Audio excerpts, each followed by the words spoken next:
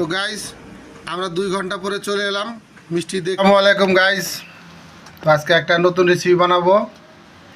Slice দিয়ে বানানো লাগছিল, তো স্লাইস পাওয়া গেল, তাই যে বন দিয়ে টুকরো টুকরো করে ছিঁড়ে নিব।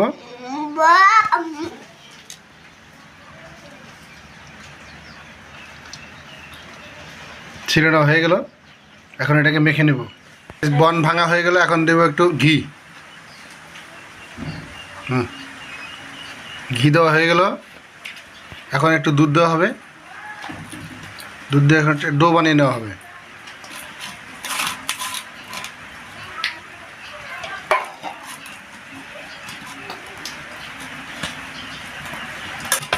দোস্ত এই যে ডোটা রেডি হয়ে গেল, এখন এটাকে গোল গোল করে মিষ্টি বানাবো। এই দেখেন মিষ্টির সাইজ।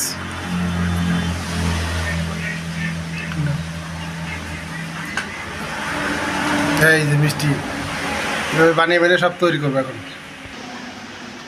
এই দেখেন গাইস, মিষ্টি বানানো হয়ে গেছে এখন। বা কতগুলো মিষ্টি হয়েছে, ওই দেখো আরও দিচ্ছে। দেওয়া হয়ে গেছে অলরেডি কমপ্লিট। এখন এটাকে তেলে ফ্রাই করব। গাইস এই যে কড়াইয়ের মধ্যে তেল দেওয়া হচ্ছে।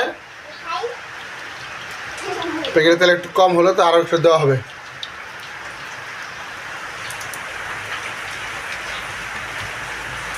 বোতল থেকে একটু ঢালবে এখন।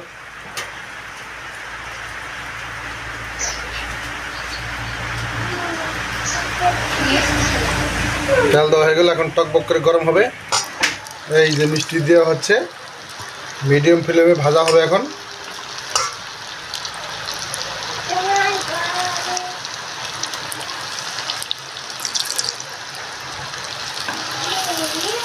লাল লাল করে ভাজা হবে।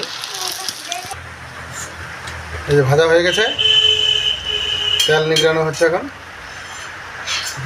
ওয়াও, কি সুন্দর।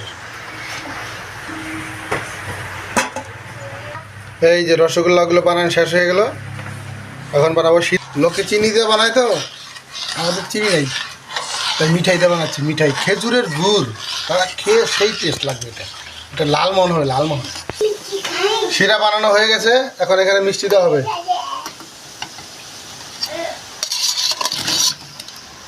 এই মিষ্টি দিয়ে দিল, শিরাটা একটু বেশি হয়ে গেছে, ব্যাপার না। এখন এটাকে এলাচ দেওয়া হয়েছে অল্প ফ্লেভারের জন্য।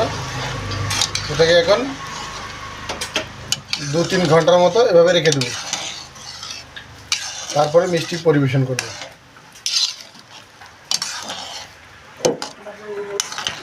এখন দেখি কীরকম হচ্ছে। পরিবেশন করা হবে এখন। ওয়াও, উফ কি সুন্দর রসালো টপা টপ। এই যে বাচ্চাদেরকে দেওয়া হচ্ছে, আপনারা দেখতে পাচ্ছেন। এই যে বাচ্চাগুলোকে দেওয়া হয়ে গেছে, এখন এই যে বড় ছেলে খাবে। বাবু কেমন হয়েছে মিষ্টি খাওয়া? দারুণ দারুণ। ওয়াও, বাচ্চা বলছে দারুণ হয়েছে বলে। ওই দেখো খাচ্ছে। উফ কি খাবার ঢং। ওয়াও,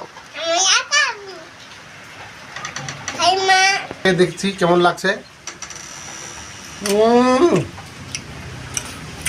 ফাটটা ফাটি। আপনারা খাবেন। তো ভিডিওটা ভালো লাগলে একটা শেয়ার, একটা লাইক, একটা সাবস্ক্রাইব কমসম করবেন। ধন্যবাদ। আসসালামু আলাইকুম।